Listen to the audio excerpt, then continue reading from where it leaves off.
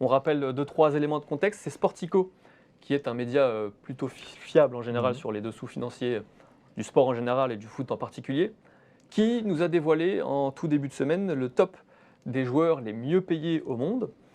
Et dans ce top 5, notamment, on retrouve 3 joueurs du Paris Saint-Germain. Ça ne vous surprendra pas si on vous dit que c'est Kylian Mbappé, Lionel Messi et Neymar, qui sont tout simplement, en termes de salaire brut et de primes également, les 3 joueurs les mieux payés au monde.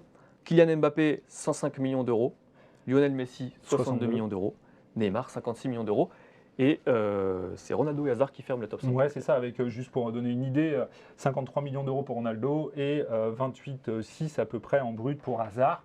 Voilà, c'est un top 5 qui choque pas forcément. On s'y attend évidemment à voir Lionel Messi, Neymar et Mbappé aussi haut. Mais ça pose quand même une question, Glenn. Comment le Paris Saint-Germain oui, c'est ça. peut se permettre de payer des joueurs aussi chers, surtout 3 joueurs aussi chers? Ouais, alors bien sûr, il y a des primes. On sait, Mbappé, si Mbappé est aussi haut, c'est aussi parce qu'il a sa prime de signature, etc. Mais c'est vrai que c'est une vraie question. Comment Paris peut se permettre ça? On sait qu'il y a le fair play financier qui guette. D'ailleurs, ils se sont fait taper sur les doigts, on en reparlera tout à l'heure. Il n'y a pas si longtemps que ça, le PSG, là-dessus.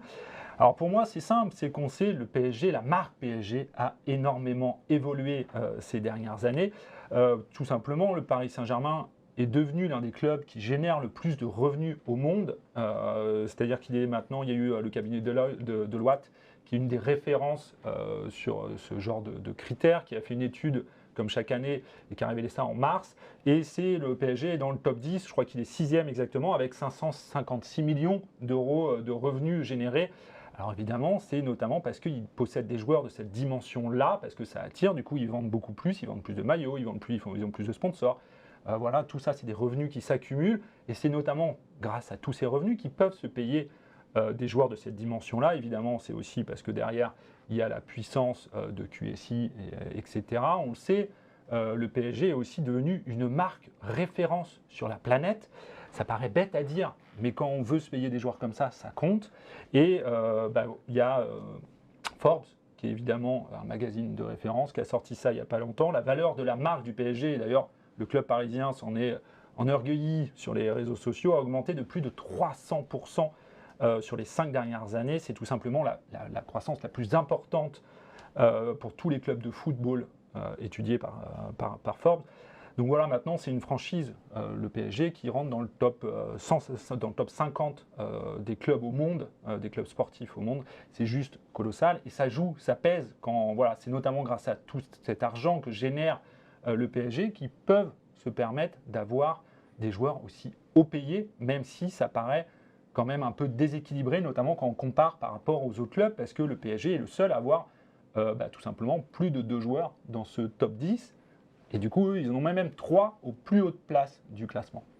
Alors tout ça, c'est le côté positif de la médaille. Il y a aussi le revers de la médaille, qui est un petit peu inquiétant pour le Paris Saint-Germain, parce que tu l'as dit en début d'émission, on se souvient pas plus tard que cet été que le PSG a été mis à l'amende par le FPF. 10 millions d'euros à payer tout de suite. Pourquoi? Parce que le PSG n'a pas respecté la limite de 30 millions d'euros de déficit sur les 3 dernières saisons. Ça veut dire que le PSG n'est pas dans les clous, tout simplement, et qu'il a maintenant 3 saisons pour se remettre dans ces clous-là, sous peine de payer une amende beaucoup plus salée, qui s'élèverait à 55 millions d'euros supplémentaires. Donc ça, c'est le revers de la médaille côté financier.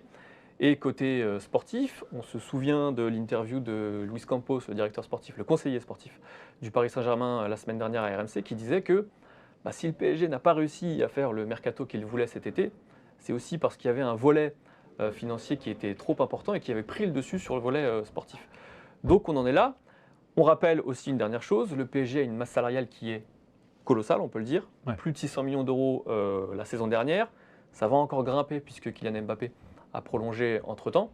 Donc il y a quand même une vraie inquiétude à avoir sur l'aspect financier pour le Paris Saint-Germain. On en a notamment parlé la semaine dernière avec les retours de prêt, ces joueurs qui sont envoyés en prêt et dont les salaires sont toujours payés par le Paris Saint-Germain. Donc il y a quand même une vraie inquiétude. Et puis il y a peut-être ce joueur, Lionel Messi, qui peut tout changer d'un côté comme de l'autre. Pourquoi? Parce qu'il correspond globalement à 10%, son salaire correspond globalement à 10% de la masse salariale, et que s'il part en fin de saison, puisqu'il est en fin de contrat, ça pourrait quand même libérer un petit peu d'espace pour le Paris Saint-Germain. De toute manière, c'est ce que tu dis, c'est ce qui va changer, c'est ce qui va se passer dans le futur, parce que c'est pareil, Kylian Mbappé, on sait est-ce qu'il va rester, est-ce qu'il va aller au bout de son contrat, on n'en sait rien. Évidemment, on l'espère pour le PSG, ce serait Paris compte dessus, mais il y a des clauses, il peut se passer encore beaucoup de choses dans le monde du football, on le sait.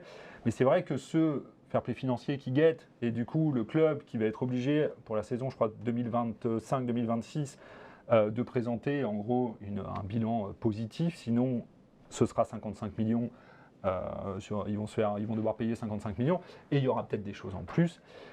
Bah, c'est sûr que ça n'augure rien de bon, je suis totalement d'accord, mais c'est vrai que faut voir comment ça évolue. Je ne suis pas sûr que dans 3 ans, les 3 seront encore là. Je ne suis pas sûr que même dans 1 an, dans 2 ans, que Messi, Neymar et Mbappé seront encore là. Et c'est eux qui pèsent dans les finances du club, évidemment.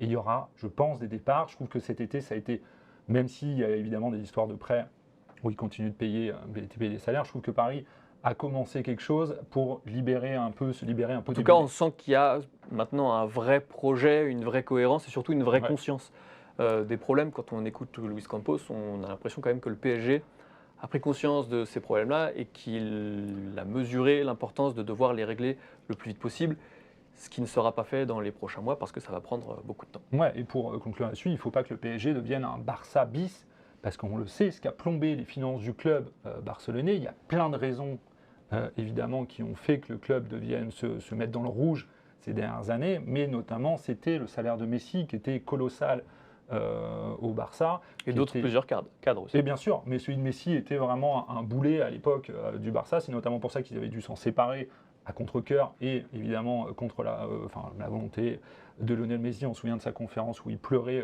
lors de son départ au Barça.